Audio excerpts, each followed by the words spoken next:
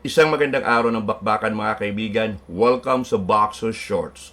Ako po si Atty. Ed Tolentino, kasama ninyo sa inyong corner pagdating sa usapang boxing. Dito sa Boxer Shorts, we do not monetize. Handog ko sa inyo diretsong opinyon, hango lamang sa ating passion at hindi sa kung anumang komisyon. Dito, walang sarswela. At ngayon, sa edisyon ng Boxer Shorts, narito ang ating paspasang post-fight analysis sa naging laban dyan sa Riyadh, Saudi Arabia. Una, ang naging laban ni Junto Nakatani, dating 3-weight division champion ng Japan, kontra sa Mexicanong si Sebastian Hernandez, 122 pounds, junior featherweight. Ito ang unang laban ni Nakatani sa nasabing weight class. And then of course, nandyan ang The Monster Naoya Inoue ng Japan kontra sa Mexicanong challenger na si David Picasso for the undisputed junior featherweight o super bantamweight championship of the world. Alam nyo mga kaibigan, si Nakatani at si Inoue ay naka-schedule na magharap sa susunod na taon, 2026, dyan sa Japan. This fight promises to be not only the biggest fight sa Japanese boxing history, but also one of the biggest fights in boxing overall in recent memory. Kaya naman tingnan natin kung ano naging performance ng dalawang boksingero. Ang tune-up ni Nakatani kontra kay Hernandez at ang title defense naman ni Inoue kontra kay Picasso. Lahat ng yan, pag-uusapan natin dito lamang sa Boxer Shorts. At nagbabalik ang Boxer Shorts mga kaibigan. Narito ang ating paspasang post-fight analysis sa mga naging laban na ginanap dyan sa Riyadh, Saudi Arabia. Tampok ang mga Japanese boxing superstars na si Junto Nakatani at ang undisputed super bantamweight o junior featherweight champion of the world na Naoya the Monster Inoue. Magkakaibang Mexicanong kalaban ang kanilang kinaharap dyan sa Riyadh, Saudi Arabia. Si Inoue at si Nakatani mga kaibigan ay naka-schedule ng magharap next year dyan sa Tokyo, Japan.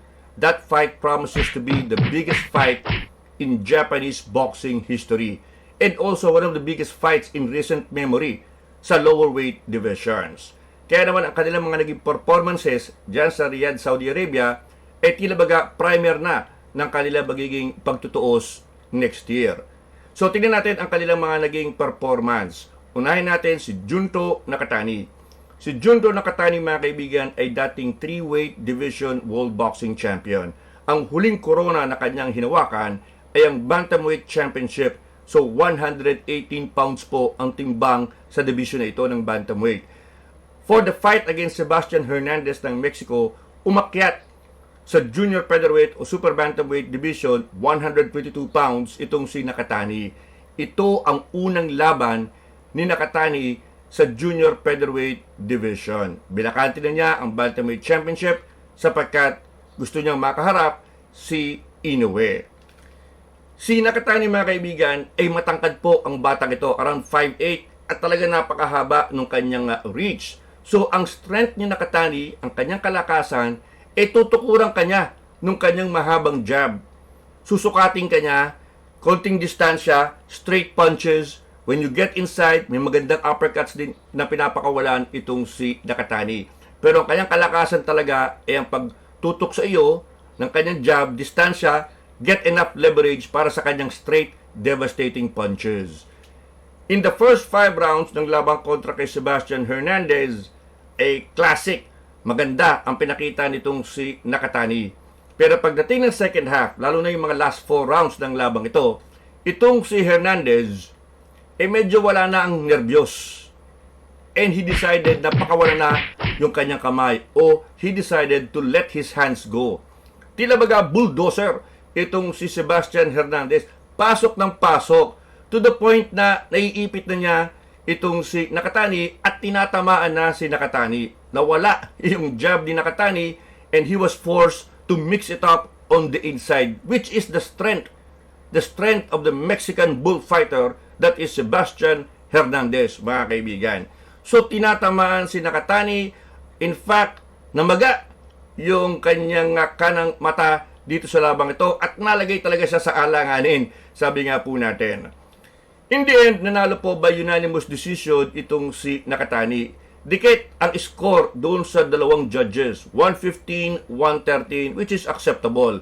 Lumalabas around 7 rounds for Nakatani, 5 rounds para kay Sebastian Hernandez. Pero yung scorecard ng isang judge, 118, 110, Jesus Mario Joseph, ano bang laban ng ginajudge nito, mga kaibigan? Sapagkat napakalayo po ng scorecard na yon, hindi po ganun kalayo ang labang ito. In fact, pwede nyo ang i-argue na nakatabla yung Sebastian Hernandez kontra kay Nakatani. There is no way that the fight is that lopsided to give a score of 118, 110. Kaduda-duda ang scorecard na yon. Para bagang siniguro noong judge na kay Nakatani mapupunta ang laban. Now, ang performance ni Nakatani, hindi po itong the best performance kay Nakatani. In fact, itong pinaka-toughest fight na nakita natin na hinarap ni Junto Nakatani, which raises questions, sapagkat bago lamang siya sa weight class na ito. In fairness naman dito kay Nakatani, he could have picked a lower risk opponent, but he decided to take on Sebastian Hernandez, who offered a credible record naman going into the fight. So, Nakatani will have to really make adjustments, mga kaibigan, because that kind of performance will put him in trouble kontra kay Naoya Inoue. Ngayon, mapunta naman tayo sa naging bakbakan sa pagitan ni Naoya Inoue at ni Alan David Picasso para sa undisputed super bantamweight o junior featherweight championship of the world. Mga kaibigan, kung yung performance ni Nakatani ay medyo alanganin, dito no question. Napakaganda ng performance ni Inoue kontra kay Picasso. Ang kalaban niya si Picasso, yun po ang apelyido ng pangalan ng nakaharap ni Inoue. Pero ang performance ni Inoue ay mala Picasso. It was a work of boxing art at ang canvas ay ang mukha ni Picasso. He turned into a magnificent boxer sa labang ito. Alam nyo, in his last few fights, mga kaibigan, we have been observing the performance of Inoue and he is evolving into a boxer. Hindi lamang pure puncher. Ngayon, sinusupplementa niya with boxing yung kanyang skills, yung kanyang repertoire. At maganda yan, sapagkat kung aagat ka talaga ng timbang, you cannot knock everybody out. Malalaki na ang mga boksingero makakaharap mo, kinakailangan isupplement mo ng mga boxing skills. Parang si Pacquiao din yan Dati napaka-brutal na puncher, one-dimensional, but eventually he became a boxer na supplement yung kanyang knockout power. Ganyan ang nakikita nating evolution ni Naoya Inoue. Ang ganda ng kanyang performance, the 1-2 combinations, the stepping aside to avoid counter shots, yung kanyang body shots, the hand speed. Take note, the hand speed of Naoya Inoue. Talagang it caught Picasso rattled so many times. Si Picasso, meron ng mga opensiba. May konting left hook, may konting body shots, pero yung kanyang opensiba ay napaka-predictable at nagbukang slow motion sa bilis ng pagkuyog sa kanya ni Naoya Inoue. Inoue pitch o scored a shutout win. Halos shutout. Ibig sabihin, halos lahat talaga ng rounds ay kanyang kinuha sa labang ito. Sapagkat overall, it was a magnificent tactical lesson administered by Inoue dito kay Picasso ng Mexico. Very, very impressed tayo sa naging performance ni Naoya Inoue. People will always say, hindi na knockout, mahina na yan. Napakababa po yung ganyang analisiya. You have to look into the way Inoue evolved. Sapagkat yung knockout punch, nandyan naman yan hindi mawawala yan.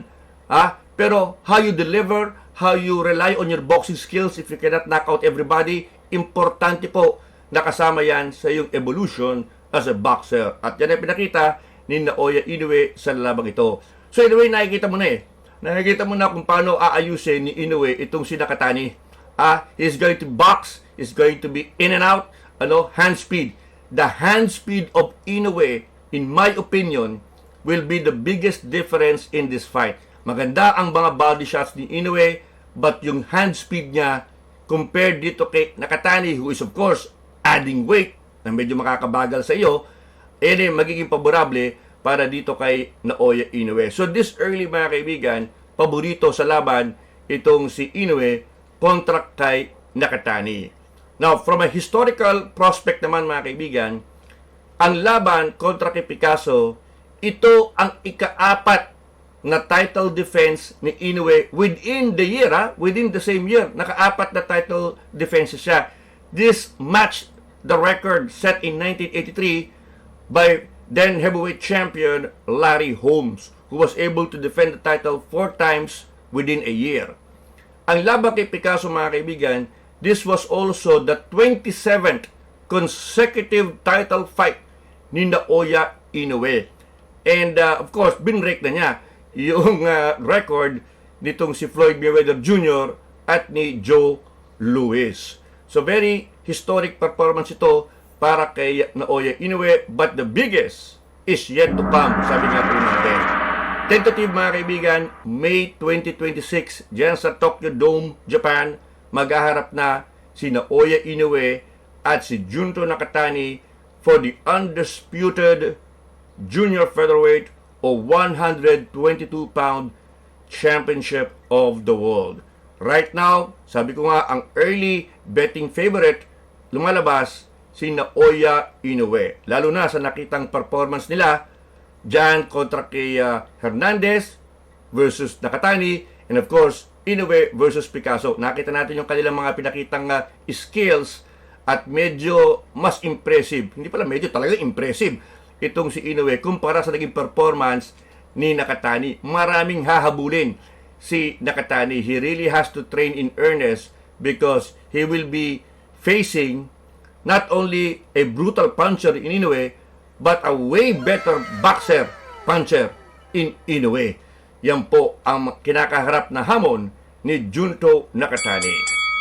And with that mga kaibigan, dyan po nagtatapos ang ating paspasang post-fight analysis sa mga naging laban ni Junto Nakatani at ni Naoya Inoue. We cannot wait for the big fight, hopefully in May 2026. Diyan po nagtatapos ang ating edisyon ng Boxer Shorts mga kaibigan. Muli, maraming salamat po sa inyong patuloy na pagtangkilik dito sa ating munting YouTube channel.